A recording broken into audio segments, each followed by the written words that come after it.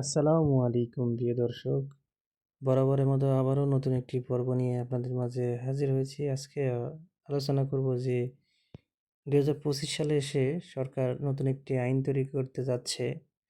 আপনারা জানেন যে ইতিপূর্বেই এই নতুন সরকার গঠন হওয়ার পরেই কিন্তু নতুন কার্যক্রম, ভূমি উন্নয়নের কার্যক্রম হাতে নিয়েছেন। তার মধ্যে অনলাইন জমি রেজিস্ট্রেশন, খাজনা প্রদান, নামজারি ইত্যাদি।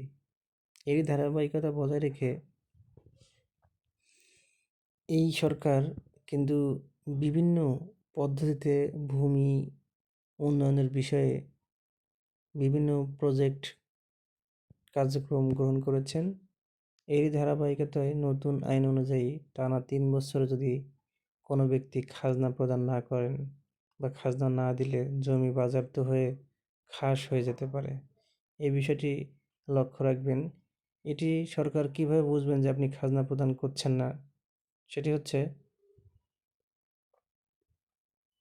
সরকার জমির মালিকদের স্মার্ট কার্ড তৈরি করে দিবেন, যাতে করে ভূমি উন্নয়ন কর, খাজনা পরিশোধ, নামজারি ইত্যাদি কার্যক্রম আপনার স্মার্ট কার্ডের মাধ্যমেই সরকারকে প্রদান করতে পারেন। সেই বিষয়ে বা সেই জন্যই কিন্তু সরকার এই স্মার্ট কার্ড তৈরি করার ব্যবস্থা বা সিদ্ধান্ত গ্রহণ করেছেন, যাতে করে কেউ ভূমি উন্নয়ন কর বা খাজনা সরকারকে প্রদান থেকে বিরত না থাকতে পারেন।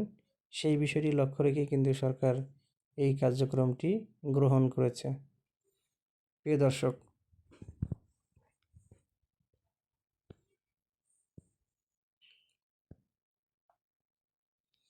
সরকার জমির মালিকদের জন্য ভূমি মালিকানা সনদ, certificate of land ownership CLO চালু করতে যাচ্ছে, যা কিউআর কোড বা ইউনিক নম্বরযুক্ত ভূমি স্মার্ট কার্ড হিসেবে ব্যবহার হবে। এটি চূড়ান্ত দলিল হিসেবে গণ্য হবে এবং ভূমি উন্নয়ন কর খাজনা পরিশোধে এটি ব্যবহৃত হবে। প্রিয় দর্শক, আপনি বুঝতেই পারছেন যে এই স্মার্ট কার্ড তৈরি করার মাধ্যমে এটি এটি কিন্তু একটি নম্বরযুক্ত স্মার্ট কার্ড হবে, যাতে করে এটি আপনি এটিএম কার্ডের মতো ব্যবহার করতে পারেন এবং এটি কিন্তু আপনার সম্পত্তির একটি চূড়ান্ত দলিল হিসেবে গণ্য হবে, যাতে করে আপনি ভূমি উন্নয়ন কর, খাজনা পরিশোধ ইত্যাদি দিতে আপনার বিড়ম্বনায় পড়তে না হয়। সেই বিষয়টি লক্ষ্য রেখেই সরকারি সিদ্ধান্ত গ্রহণ করেছেন। প্রিয় দর্শক, এছাড়াও জমি সংক্রান্ত জালিয়াতি বা অবৈধ দখল করলে 2 বছর পর্যন্ত কারাদণ্ড বা 5 লক্ষ টাকা জরিমানা বা উভয় দণ্ডে দণ্ডিত হতে পারেন। প্রিয় দর্শক, এ থেকে আরও বোঝা যাচ্ছে যে জমি সংক্রান্ত বিষয় নিয়ে যদি কোনো ব্যক্তি জালিয়াতি করেন, তাহলে কিন্তু সেই ক্ষেত্রে উক্ত ব্যক্তির 2 বছর পর্যন্ত কারাদণ্ড অথবা 5 লাখ টাকা জরিমানা বা উভয় দণ্ডে দণ্ডিত হতে পারেন। এই বিষয়গুলো লক্ষ্য রাখবেন। আপনারা যখন অন্যের সম্পত্তি জালিয়াতির মাধ্যমে হস্তান্তর করবেন বা রেজিস্ট্রেশন করবেন, সেটি লক্ষ্য রেখেই কিন্তু এই সরকার এই কার্যক্রম হাতে নিয়েছেন। ভূমি মন্ত্রণালয়ের যুগ্ম সচিব আইন মোহাম্মদ খলিলুর রহমান বিষয়টি নিশ্চিত করেছেন। তিনি জানান, জমির মালিকানা নির্ধারণে এই সনদই হবে চূড়ান্ত দলিল।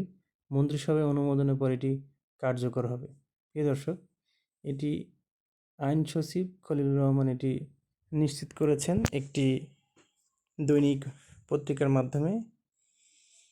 এই মালিকানা নির্ধারণে সনদই হবে চূড়ান্ত দলিল, মানে একটি স্মার্ট কার্ড যখন আপনাকে দিবে, তখনই কিন্তু একটি আপনার দলিল হিসেবে গণ্য হবে। যেমন একটি গাড়ির স্মার্ট কার্ড থাকলে সেই গাড়িটি যদি আপনার হয় বা স্মার্ট কার্ডে যদি আপনার নাম লেখা থাকে, তাহলে সবাই বুঝবে যে এই গাড়িটি আপনার। তেমনই স্মার্ট কার্ড যখন ভূমি উন্নয়নের যদি স্মার্ট কার্ড আপনার হাতে থাকে, তাহলে অবশ্যই সেটি দিয়ে আপনার মালিকানা প্রমাণ করতে খুবই সহজ হবে এবং আপনি উপকৃত হবেন।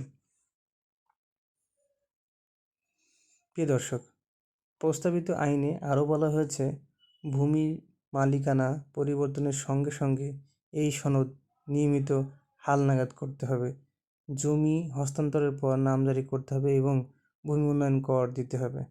প্রিয় দর্শক, যখন আপনাকে সরকার স্মার্ট কার্ড দিবে এবং যেহেতু একটি সম্পত্তি চিরস্থায়ী কারোর হাতে থাকে না বা কেউ ধরে রাখতে পারেন না, সেই ক্ষেত্রে যখন আপনি সম্পত্তি বিক্রি করবেন তখন ওই স্মার্ট কার্ড যেটি থাকবে সেইটিও কিন্তু আপনাকে আপডেট করতে হবে এবং যেই সম্পত্তি আপনি বিক্রি করে দিয়েছেন সেই সম্পত্তি আপনার স্মার্ট কার্ড হতে কর্তন হয়ে যাবে অটোমেটিকলি।